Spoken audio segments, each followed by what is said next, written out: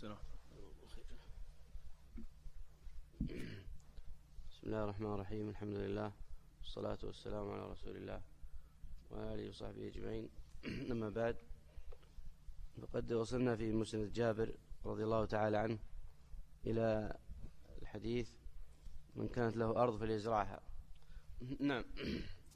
بسم الله الرحمن الرحيم. الحمد لله والصلاة والسلام على رسول الله وعلى آله وصحبه أجمعين.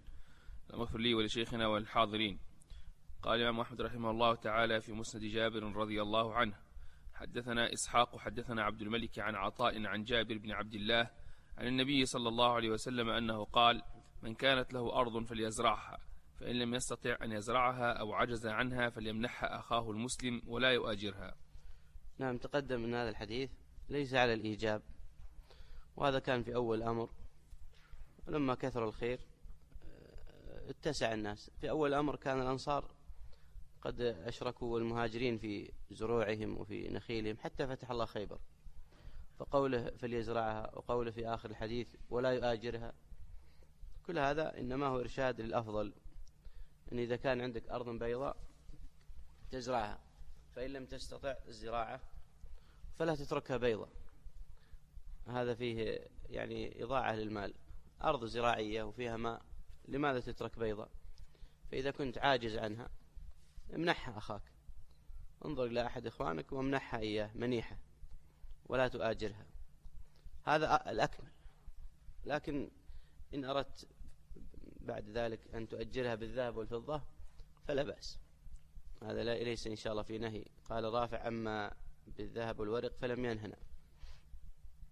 وإن أردت أن تؤجرها بالطعام فعلى التفصيل بالبارحة، إن كان الطعام من جنس الخارج وإن كان من غير جنس الخارج منها، وإن كان بجزء مشاع تؤجرها بجزء مما يخرج منها، على كلام العلماء في ذلك.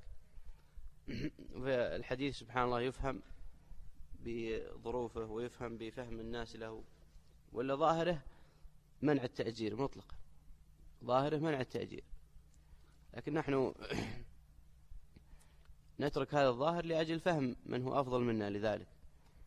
وهذه الطريقة أيضا أن النبي عليه الصلاة والسلام أمرهم بالأحسن، خاصة لما رآهم تنازعوا في بعض الأشياء في التأجير وغيره، قال: لو منحتها أخاك خير لك منيحة. نعم. حدثنا إسحاق حدثنا هشام عن يحيى بن أبي كثير عن أبي سلمة بن عبد الرحمن عن جابر بن عبد الله أن رسول الله صلى الله عليه وسلم قال: العمرة لمن وهبت له.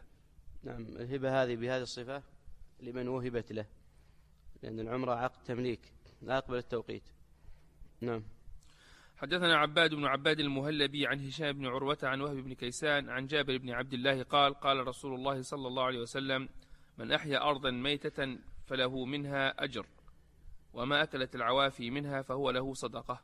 إذا أحيا أرض ميتة فهي له، هذا ترغيب في الحديث الآخر، فهي له ترغيب في عمارة الأرض الميتة والاستفادة منها، وتشجيع النفوس تحب التملك، هذه غريزة فيها.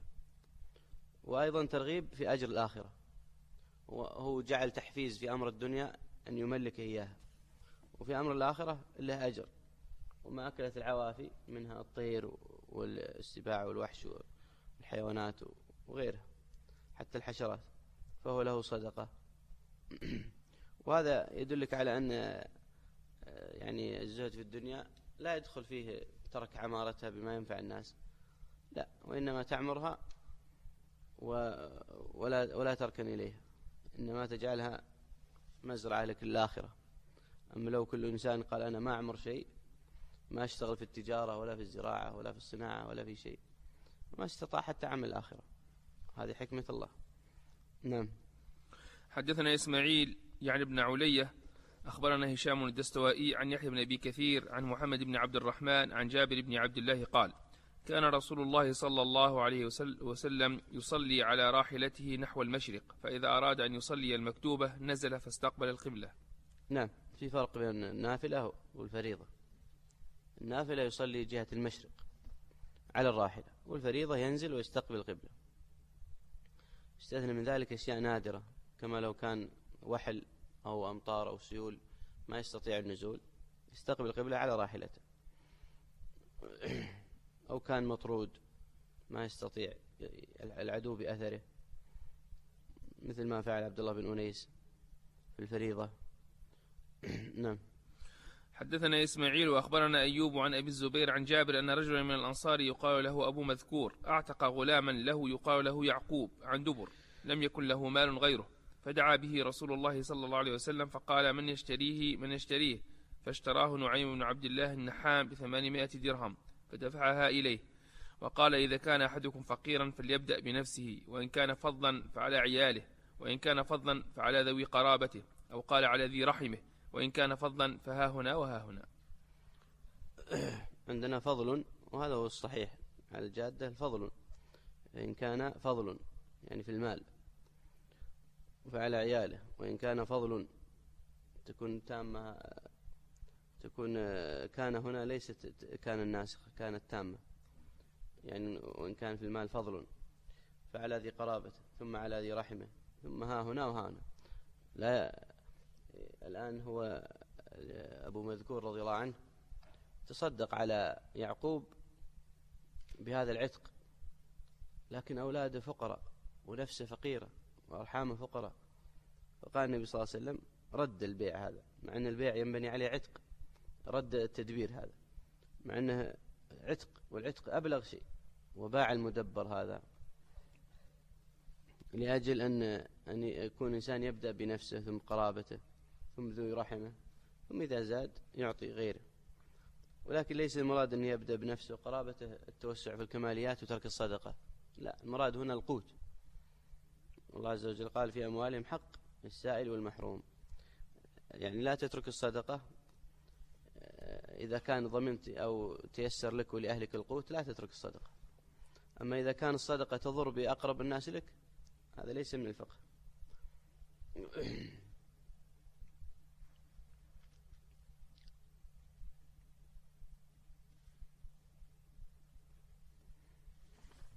نعم.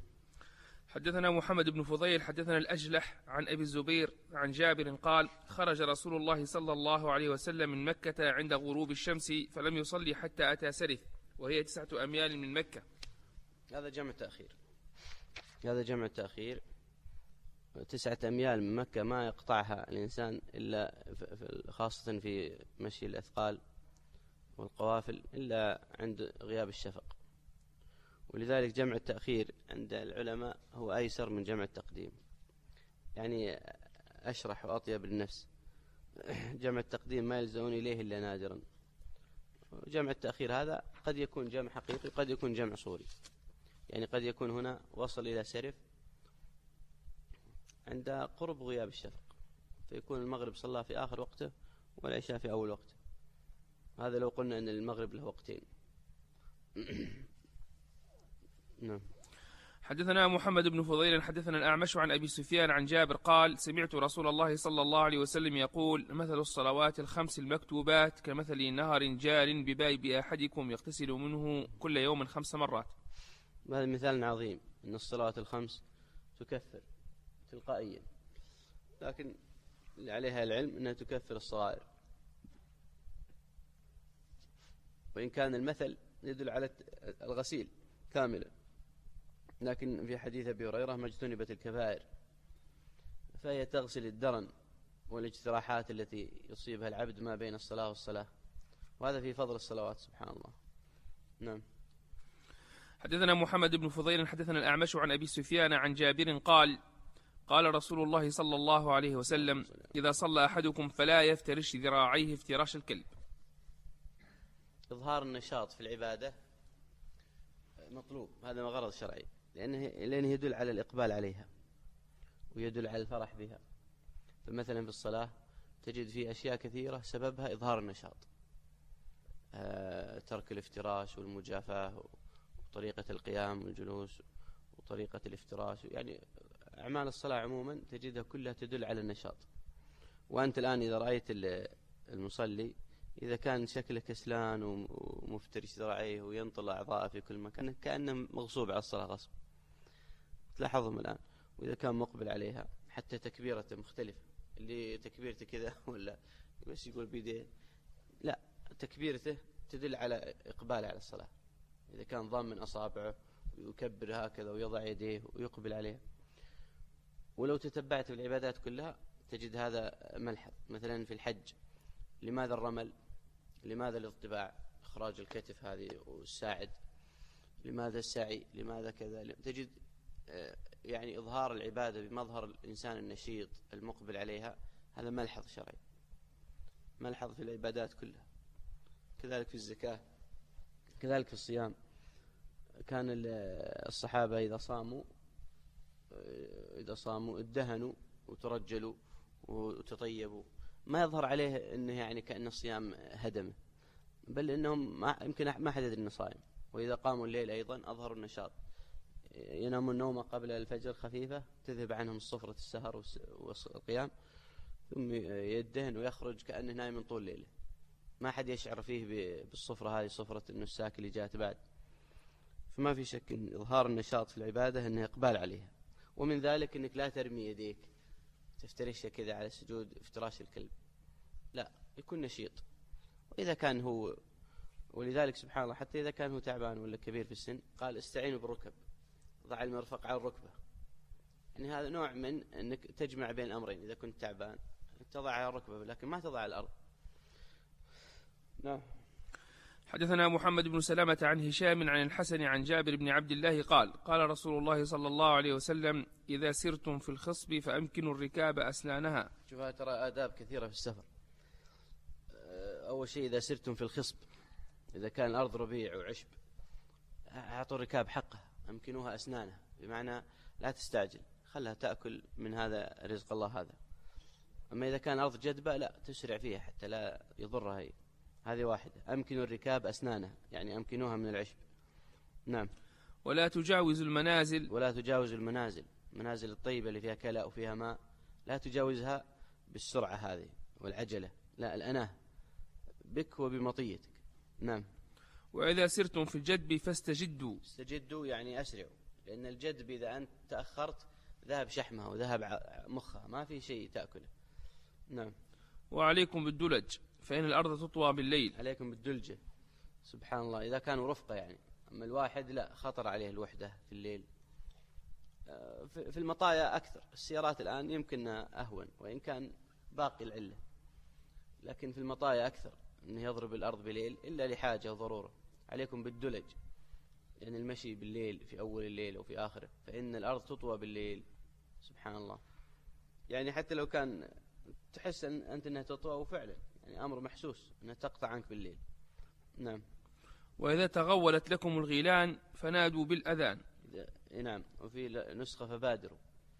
إذا الشيطان قام يمثل لك لأن الشيطان سبحانه يخوف ابن آدم ويحزنه، إنما ذلكم الشيطان يخوف أولياءه، يحاول تحزينه إما في المنام وإما في اليقظة.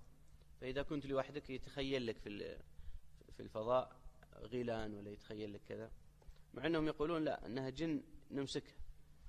يذكرون قصص عن أتاب بطشر أنه أمسك الغول، وأنه أتاب تحت أبطه وجابها للحي، يعني أنها جن تمثلت له وأمسكها أو شيطانه. لكن قل بادروا بالأذان أو نادوا بالأذان، رفع صوت الأذان يطرد الشيطان. نعم. وإياكم الصلاة على جواد الطريق والنزول عليها. هذا الآن سبحانه تلاحظه عند بعض الناس، يجي على جادة الطريق بري، يعني السيارات أحيانا هذا مسلكها وتأتي مسرعة ما تنتبه له، ويجي يجلس فيه أو ينزل فيه أو يصلي فيه، يضر نفسه ويضر الناس. يمكن واحد إني لا أؤخر عن الطريق. كذلك الحيات، ترى الحيات والهوام تأتي مع الطرق، سبحانه تأتي، فأنت أبعد عن الطريق. وكذلك أيضا بعض الناس يكون مع عوائل ما يبالي، يجي على الطريق، لا هو يأخذ راحته ولا أهله يأخذوا راحتهم، تأخر عن الطريق، لا تضر نفسك تضر الناس. نعم. فإنها مأوى الحيات والسباع، وقضاء الحاجة فإنها الملاعن. كذلك الأخير أيضا أدب، إياكم وقضاء الحاجة في الطريق أو تحت أشجار مثمرة أو في ظل الناس أو في غار يقصده الناس أو في مكان أعوذ بالله يأتي يفسد عليهم. وإذا شافوا هذا التنجيس اللي فعله لعنوه، هذه ملاعن، هذه لعنوه. نعم. حدثنا عبد الثقفي عن جعفر عن أبيه عن جابر أن رسول الله صلى الله عليه وسلم قضى باليمين مع الشاهد. قال جعفر قال أبي وقضى به علي بالعراق. نعم. اليمين مع الشاهد، اليمين مع الشاهد، لكن هذا في الأموال الخاصة، سيأتينا إن شاء الله في الموطأ. هذا في الأموال الخاصة لكن ليس في الحدود ولا. فإذا كان أنت لك حق عند واحد، إنك فعلا هذا لك حق عنده، لكن ما عندك إلا شاهد واحد، ترفع عليه دعوة عند القاضي وتدعي عليه بالحق. فإذا قال القاضي ما بينتك، تقول معي شاهد، نصاب الشهادة 2، تقول معي شاهد ومعي يمين، أحلف بالله العظيم عليه ومع الشاهد. فالشاهد واليمين في الأموال خاصة لأنها أضعف من غيرها، ليس في الحدود ولا في الفروج ولا يقضى بها. وهذا هو مذهب أهل الحديث، وخالف أهل الرأي وأهل المدينة على هذا، والإمام أحمد عليه. قال أبي نعم قضى به علي بالعراق. قال أبو عبد الرحمن كان أبي قد ضرب على هذا الحديث. قال ولم يوافق أحد الثقفي على جابر، فلم أزل به حتى قرأه علي وكتب عليه صح. كتب عليه صح، معناه أن أحمد يبيض الموطأ المسند. كان أبي الإمام أحمد ضرب على هذا الحديث، قال إن الثقفي عبد الوهاب ما حد وافقه في هذا الحديث عن جابر. هذا من طريق جابر فقط ترى، ولو ثابت من طرق أخرى موجود في الموطأ وفي غيره. قال فلم أزل به، ويعني في الطرق وكذا، وأطلب منه يقرأ علي، فقرأه علي وكتب عليه صح، يعني بيضه وتركه في المسند.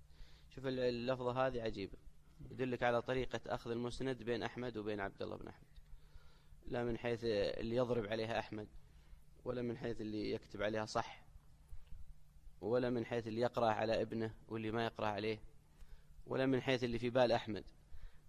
يعني الأشياء اللي ما وافق أحد الثقفي عليها ما كان يضعها في المسند. يعني لماذا كان سيضرب عليه؟ لأن عبد الوهاب هذا اللي هو من خيار أهل البصرة، عبد الوهاب بن عبد المجيد، ما حد وافقه على جابر. معناه أن أحمد ينظر أيضا في مسألة الشذوذ في السند أو في المتن، هذا يدلك عليه. فإذا جاء في المسند أحاديث منكرة ليست من زيادات عبد الله، وما لها وجه، يعني ضعيفة جدا، فيكون السبب أن أحمد ما كتب عليها صح، يمكن ما كتب عليها كذا. مثل حديث عسقلان اللي مر علينا، وحديث عسقلان ذكر ابن كثير أيضا في التفسير، واستغرب في المسند، وقال أيضا نفس الكلام، قال إنه الله أعلم، يقول لا أعلم في المسند مثلها أو في غرابته وكذا، إلا يكون من زيادة عبد الله، أو أن أحمد فات عليه ما بيضه. وسبحان الله إذا مسكت حديث من 40,000 حديث يدل على شدة اعتناء. نعم. حدثنا عبد الوهاب الثقفي حدثنا حبيب عن المعلم عن عطاء حدثني جابر أن رسول الله صلى الله عليه وسلم أهل هو وأصحابه بالحج، وليس مع أحد منهم يومئذ هدي إلا النبي صلى الله عليه وسلم وطلحة، وكان علي قدم من اليمن ومعه الهدي، فقال أهللت بما أهل به رسول الله صلى الله عليه وسلم، وإن النبي صلى الله عليه وسلم أمر أصحابه أن يجعلوها عمرة، ويطوفوا ثم يقصروا ويحلوا إلا من كان معه الهدي. فقالوا ننطلق إلى منى، وذكر أحدنا يقطر، فبلغ ذلك النبي صلى الله عليه وسلم، فقال لو أني استقبلت من أمري ما استدبرت ما أهديت، ولولا أن معي الهدي لأحللت. وأن عائشة حاضت فنسكت المناسك كلها غير أنها لم تطف بالبيت، فلما طهرت طافت. قالت يا رسول الله أتنطلقون بحج وعمرة وأنطلق بالحج؟ فأمر عبد الرحمن أن يخرج معها إلى التنعيم، فاعتمرت بعد الحج في ذي الحجة. وأن سراقة بن مالك بن جعشم لقي رسول الله صلى الله عليه وسلم بالعقبة وهو يرميها، فقال ألكم هذه خاصة يا رسول الله؟ قال لا بل للأبد.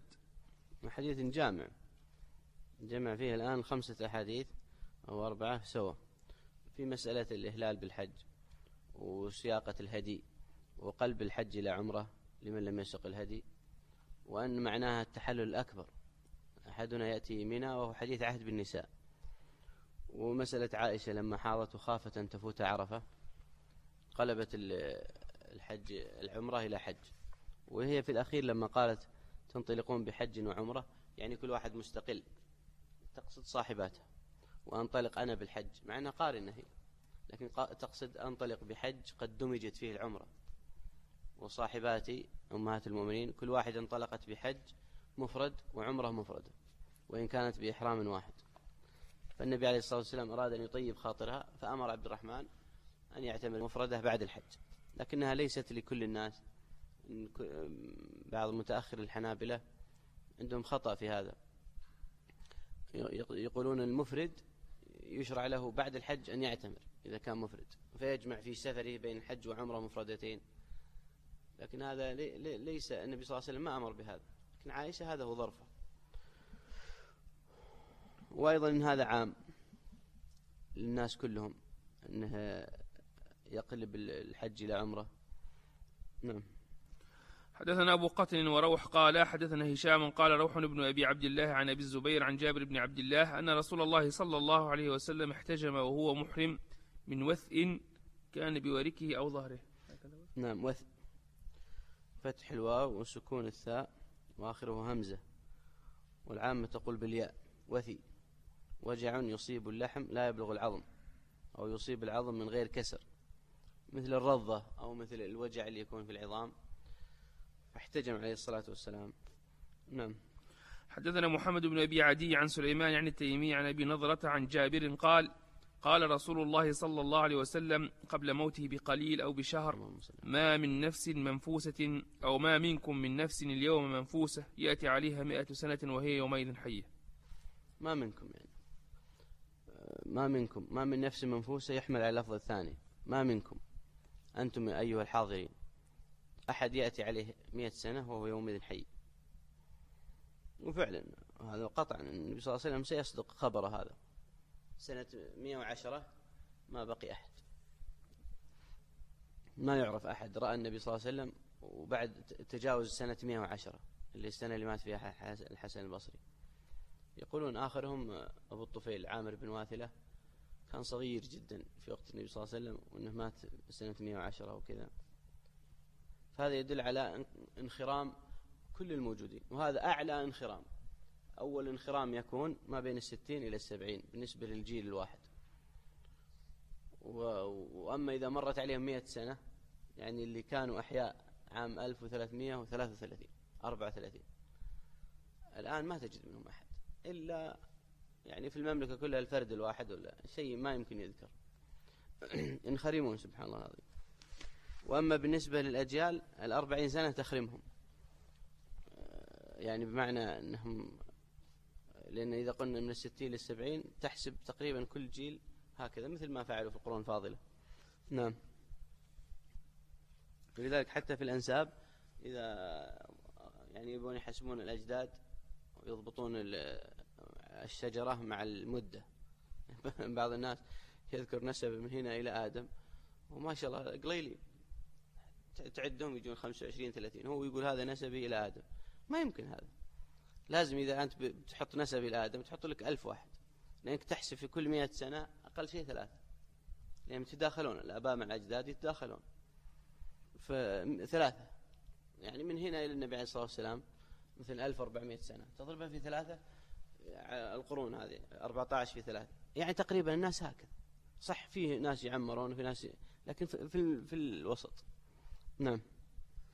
حدثنا محمد بن أبي عدي عن سليمان التيمي عن أبي نضرة عن جابر قال كان رسول الله صلى الله عليه وسلم يقوم في أصل شجرة أو قال إلى جذع ثم اتخذ منبرا، قال فحن الجذع قال جابر حتى سمعه أهل المسجد حتى أتاه رسول الله صلى الله عليه وسلم فمسحه فسكن، فقال بعضهم لو لم يأته لحن أبدا إلى يوم القيامة. سبحان الله، علامة رأوها يعني بالنسبة للصحابة أظهرت لهم، ولا بالنسبة لنا نحن الآن هنا كثير من الأشياء لا تظهر لنا وهي واقعة هي نفسها. يعني فيه جمادات نسميها نحن جمادات تحن إلى الخير وإلى الذكر، بس نحن ما أظهرت لنا كما أظهرت للصحابة، وقد تظهر لبعض الأفراد. نعم.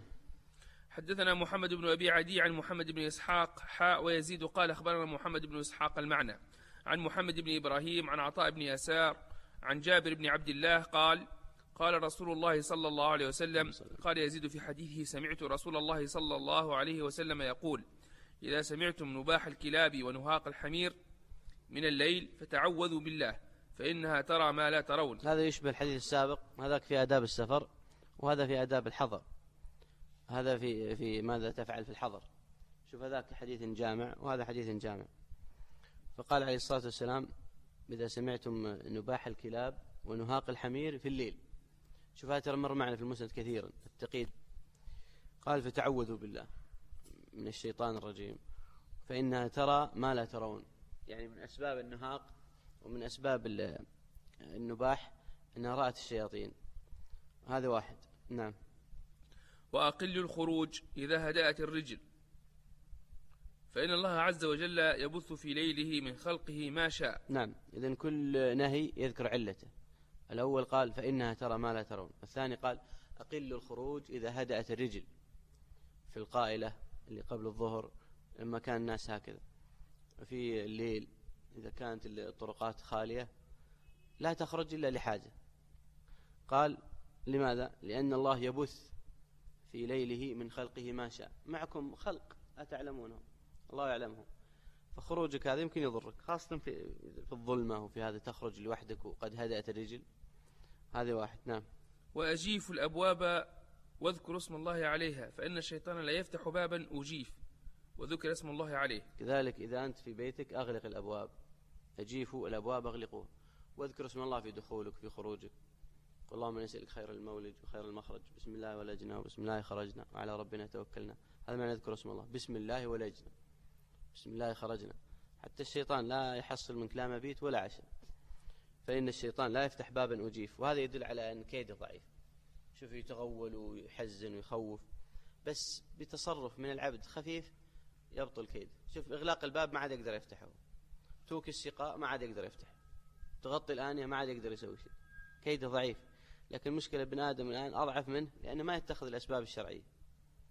نعم. ها؟ الشبابيك ولا لا؟ والله الشبابيك أحيانا يحتاج إليها في الهواء، لكن الباب ما، حتى شياطين الإنس من السراق وغيرهم إذا أغلقت الأبواب إن شاء الله ما يستطيعون. نعم. وأبكوا الأسقية وغطوا الجرار وأكفئوا الآنية. قال يزيد وأبكوا القرب. نعم. إذا كان سقاء يوكى عليه يربط، إذا كان جرة تغطى أو جيك وإذا كان إناء يكفى، إذا كان ما في شيء يكفى. هذا خير. سبحان الله. نعم. حدثنا عبد الرحمن حدثنا مالك عن محمد بن المنكدر سمعت جابر بن عبد الله يقول جاء أعرابي إلى النبي صلى الله عليه وسلم فبايعه على الإسلام. هو بايعه على الإسلام والهجرة. الهجرة السابقة ليست الانتقال فقط من دار الشرك إلى دار الإسلام، لا، في هجرة أخرى أن يأتي الرجل الأعرابي ويبايعه أني أسلم وأني ألزمك أستفيد منك وأجلس في المدينة. فبايعه بيعة الآن على أنه أسلم وأنه يمكث في المدينة. نعم. فوعك. قال فأتى النبي صلى الله عليه وسلم فقال أقلني فأبى، ثم أتاه فقال أقلني فأبى، فسأل عنه فقالوا خرج. فقال رسول الله صلى الله عليه وسلم إن المدينة كالكير تنفي خبثها وتنصع طيبها. عندنا الثانية ينصع، وهذا الصحيح لأن الفعل عائد إلى الطيب وليس إلى المدينة. في المدينة كالكير تنفي خبثها وينصع طيبها أو طيبها أيضا، لكن الطيب. سبحان الله. نفت هذا الأعرابي لما نكث البيعة نفته، مع أنه بمجرد وعك فقط. وهذا يدل على أن الهجرة قد يحصل بعدها ابتلاء ليبين الله الصادق من الكاذب.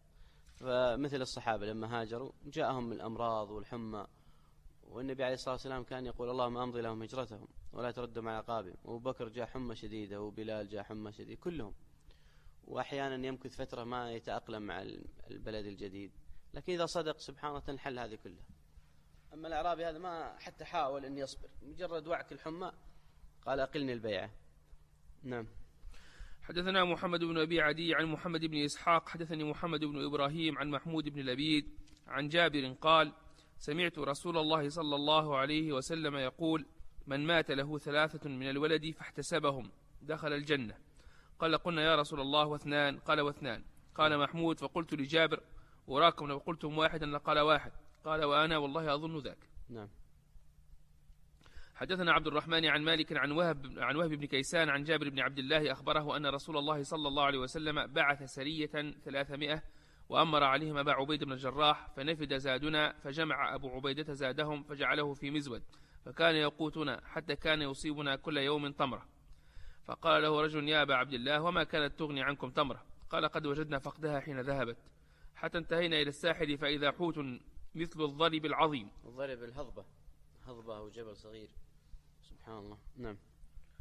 قال فأكل ذلك الجيش 18 ليلة ثم أخذ أبا عبيدة ضلعين من أضلاعه فنصبهما ثم أمر براحلة فرحلت فمرت تحتها فلم يصبها شيء. تحتهما، تحت الضلعين، فلم يصبها شيء، سبحان الله العظيم. مجاهدين وعلى تمرة في اليوم، مجاهدين وغزاة ومع التعب الآن وسفر وجوع وخوف وإقبال على العدو، وزادهم كل يوم تمرة، مو بتمر، تمرة واحدة. حتى التابعي قال وش تسوي التمرة؟ قال والله فقدناها، لقينا فقدها، أثر فقد تمرة. يقول أحدنا يمصها لين يصل العجم ويمص حتى ما تخلص، سبحان الله العظيم. جاهد صحيح. نعم.